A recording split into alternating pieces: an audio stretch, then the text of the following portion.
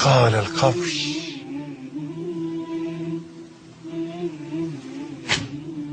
هكذا هنا يتوقف كل شيء في تلك الحفرة، تتوقف الابتسامات والقهقهات، يتوقف الجدال والصرخات،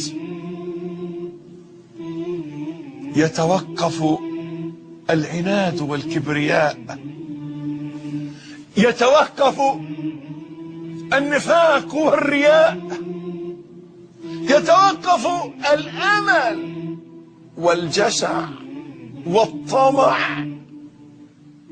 هنا يتوقف العجب بالمنصب والجمال، يتوقف الافتخار بالعشيرة والجاه والمال، يتوقف الغرور بالقوة والعقل والأتباع.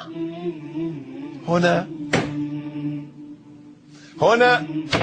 يتوقف ظلم من ظلم وذلة من استذل. هنا يشل الوجه الفاتن واليد الظالمة، يشل اللسان الكذوب والعين الخائنة. هنا تتحول الجماجم القاسية إلى عظام نخرة.